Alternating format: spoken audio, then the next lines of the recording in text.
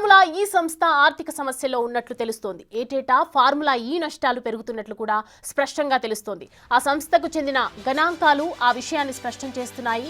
కంపెనీకి చెందిన రిటర్న్స్ లో ఫార్ములా ఈ నష్టాలు బయటపడ్డాయి.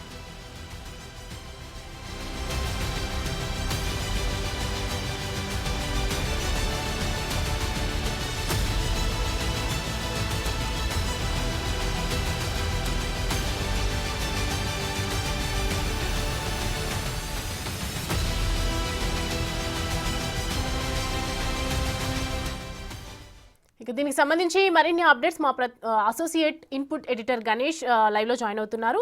గణేష్, చెప్పండి, ప్రస్తుతం మనం చూస్తూ ఉన్నాము ఈ ఫార్ములాకి సంబంధించి నష్టాలు ఎన్నో ఉన్నట్లుగా బయటపడుతున్నట్లుగా సమాచారం అయితే అందుతోంది. దీనికి సంబంధించి అప్డేట్స్ ఎలా ఉన్నాయి? సౌమ్య, ఇప్పటి వరకు ఈ ఫార్ములా రేసు సంబంధించి అతిపెద్ద చర్చ జరుగుతోంది. దీనిపైన కేసులు నమోదయ్యాయి. మాజీ మంత్రి కేటీఆర్ సైతం ఈ కేసులను ఎదుర్కొంటున్నారు. ఇంత పెద్ద చర్చ జరుగుతున్న నేపథ్యంలో పూర్తిగా ఈ ఫార్ములా రేస్ అనేది తెలంగాణ రాష్ట్రానికి చాలా వరకు అన్ని వైపులు కూడా దోహదం చేస్తుంది.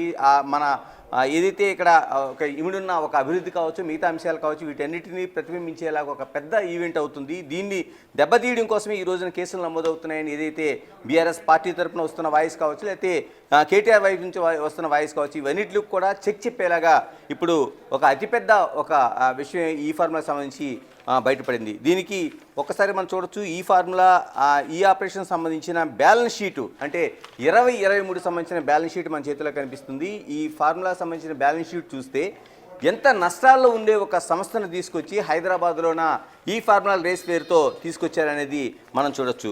ఒకసారి చూస్తుంటే టోటల్గా సంబంధించిన ఈ బ్యాలెన్స్ షీట్లోన అంటే 3 సంవత్సరాలుగా అంటే 21 సంబంధించి నష్టాల్లో ఉంది, 22లో నష్టాల్లో ఉంది, 23లో కూడా ఈ సంస్థ హాంకాంగ్కు చెందిన ఈ సంస్థ అంటే చైనాకు బేస్డ్గా నడుస్తున్న హాంకాంగ్ సంస్థ ఏదైతే హోల్డింగ్స్ ఉందో హోల్డింగ్ సంస్థ పూర్తి నష్టాల్లో 3 ఏళ్లుగా నష్టాలు చూసిన ఆ బ్యాలెన్స్ షీట్ ఏదైతే మనకి ఒక బ్యాలెన్స్ షీట్ మనకి కనిపిస్తుంది.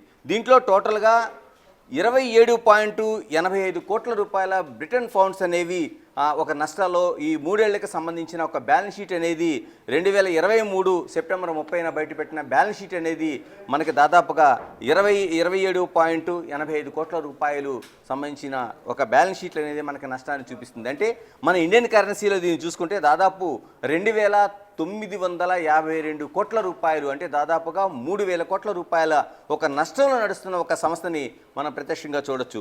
అంటే టోటల్గా ఈ సంస్థకు సంబంధించిన బ్యాలెన్స్ షీట్ అనేది మనం ఒక్కసారి చూస్తున్నాం, మన చేతిలో కనిపిస్తుంది. ఇది టోటల్గా 3 ఏళ్లకు సంబంధించిన బ్యాలెన్స్ షీట్ మనకు కనిపిస్తుంది.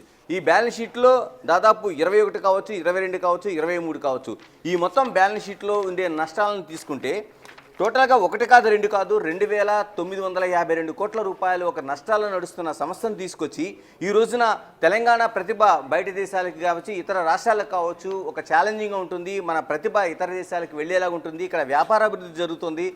ఇలాగ అనేక అంశాలను బీఆర్ఎస్ ప్రభుత్వం చెప్పే ప్రయత్నం చేసింది. కానీ ఇప్పుడు రేవంత్ ప్రభుత్వం వచ్చిన తర్వాత దీనిలో జరిగిన ఇటు ఆర్థిక లావాదేవీలు కావచ్చు, లేకపోతే క్విడ్ ప్రో లాంటి విషయాలు కావచ్చు, ఇవన్నింటిని కూడా బయటపెడుతున్న సమయంలో అసలు పూర్తిగా నష్టాల్లో ఉండే సంస్థ ఈ ఫార్ములా అనేది ఇక్కడ ఎందుకు తీసుకురావాల్సి వచ్చింది అనేది అతిపెద్ద ప్రశ్నగా మనకు కనిపిస్తుంది. ఎక్కడైనా లాభాలు ఉండే సంస్థని తీసుకొచ్చి ఇక్కడ పెట్టడం అంటే బాగుంటుంది.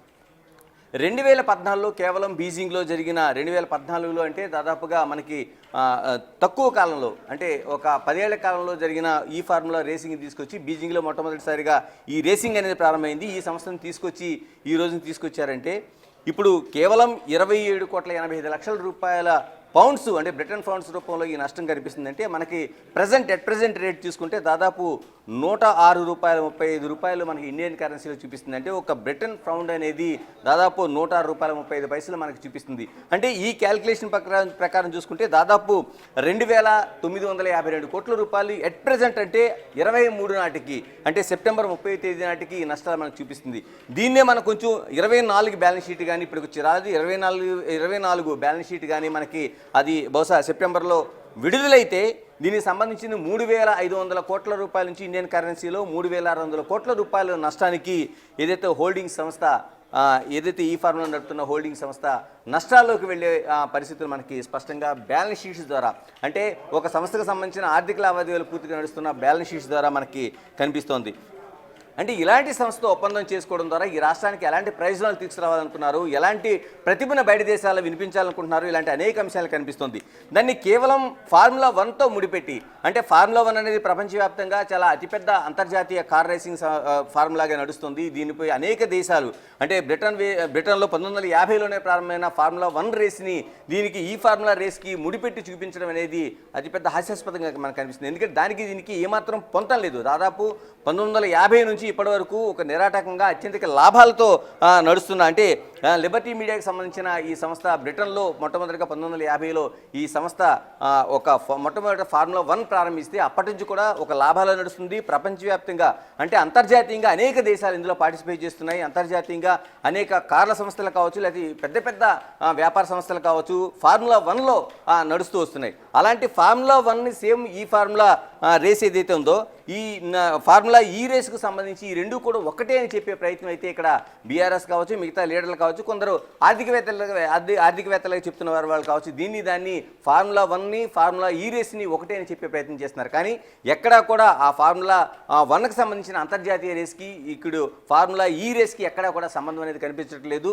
అత్యధిక లాభాల్లో లిబర్టీ మీడియా అనేది ఫార్ములా 1 నడుస్తుంటే ప్రపంచవ్యాప్తంగా ఇప్పుడు అప్పుల్లో ఇది సంబంధించిన చైనాకు సంబంధించిన హాంకాంగ్ సంస్థ హోల్డింగ్స్ అనేది నడుస్తోంది. ఈ సంస్థను తీసుకువచ్చి ఏం చేయాలనుకున్నారు? నిజంగానే ఇక్కడ ఈ రాష్ట్రాల్లో ఉండే పెట్టుబడులు తీసుకొచ్చే అవకాశం ఉందా? ఒక దివాలా తీస్తున్న సంస్థ. మరోవైపు ఇక్కడ ఉండే ప్రతిభ ఏ విధంగా వెళ్తుంది? దీన్ని తీసుకొచ్చి అంతర్జాతీయంగా మార్కెట్లో మనకు లాభాలు తీసుకొస్తున్నాం, మనకి దాని ద్వారా ఆదాయం వస్తుంది, ఫ్యూచర్కి ఇది చాలా ఉపయోగపడుతుందని చెప్తున్న మాటలు ఇప్పుడు పూర్తిగా బయటికి తేలిపోయి కనిపిస్తుంది ఈ బ్యాలెన్స్ షీట్ ద్వారా. దీని ద్వారా ఎక్కడికి తీసుకెళ్లాలనుకుంటున్నారు? ఇప్పుడు ఒకవైపు ఏసీబీ విచారణ జరుగుతుంది, మిగతాది ఈడీ విచారణ కూడా దానికి సైమల్టేనియస్గా ప్రారంభమైంది.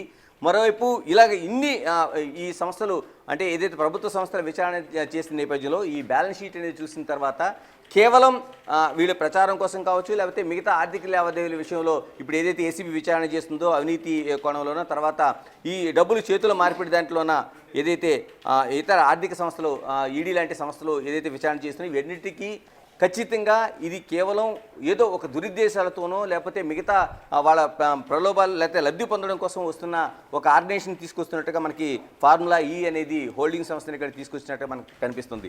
ఇది 2024 నాటి గణాంకాలు కానీ బయటపడితే దాదాపుగా ఇంకెంత అప్పులు ఈ సంస్థ హోల్డింగ్స్ అనేది కూరుకుపోతుంది. చైనా బేస్డ్గా ఉండే, హాంకాంగ్ బేస్డ్గా ఉండే ఈ సంస్థ ఇంకెన్ని కోట్ల రూపాయల అప్పుల్లో ఉంటుందంటే ప్రాథమికంగా ఇప్పుడు అంచనాల ప్రకారం 24లో కానీ బ్యాలెన్స్ షీట్ వస్తే 3600 కోట్ల రూపాయల పైచీలకు నష్టాల్లో ఉండే అవకాశం అనేది మనకి ప్రస్తుతం చేస్తున్న గణాంకాల వల్ల తెలుస్తుంది. ఇంత ఈ సంస్థని ఇప్పుడు తీసుకొచ్చి రావడం ద్వారా ఏం సాధించామని చెప్పదలుచుకుంటుందంటే, ఇప్పుడు ఈ విధంగా ఈ రూపంలో కానీ హాంకాంగ్ సంస్థ పైన ఈ బ్యాలెన్స్ షీట్ రూపంలో కానీ విచారణ చేస్తే అప్పుల్లో ఉండే సంస్థను తీసుకొచ్చి ఇక్కడ ఏం చేయాలనుకున్నది ఒక కీలకమైన ప్రశ్నగా కనిపిస్తుంది. దీనివల్ల ఈ రాష్ట్రానికి కావచ్చు, లేకపోతే రాష్ట్రంలో ఉండే వ్యాపారవేత్తలకు కావచ్చు, రాష్ట్రంలో ఉండే ఇతర ప్రయోజనాలు కావచ్చు, ఏ విధమైన ప్రయోజనాలు లేకుండా కేవలం ఒక దివాళాకోరు సంస్థను తీసుకొచ్చి ఈ రాష్ట్రంలో ప్రయోజనం పొందడానికి మాత్రమే ఇక్కడ ఏదైతే ఈ కార్ రేసింగ్ అనేది మనకి జరిగిందనేది ఒక స్పష్టంగా మనకి ఈ రిపోర్ట్ ద్వారా అర్థమవుతోంది. Thanks for the update Ganesh.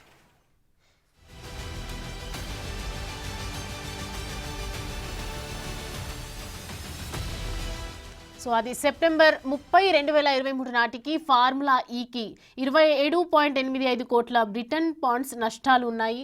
అలాగే మన కరెన్సీలో దాని విలువ 2952 కోట్ల రూపాయలుగా తెలిసింది. 2021 నాటికి 17.11 కోట్లు బ్రిటన్ పౌండ్స్ నష్టం చవిచూసిన ఆ కంపెనీ 2022లోనూ నష్టాలను చవిచూసింది. మరుసటి ఏడాదికి ఆ నష్టం ఇంకా పెరిగింది. 23.61 కోట్ల బ్రిటన్ పౌండ్స్ నష్టం చవిచూసింది. ఇక 2023 నాటికి ఆ నష్టాలు మరింత పెరిగాయి. ఇటువంటి కంపెనీతో కేటీఆర్ ఒప్పందం చేసుకోవడం పలు అనుమానాలకు దారితీస్తోంది.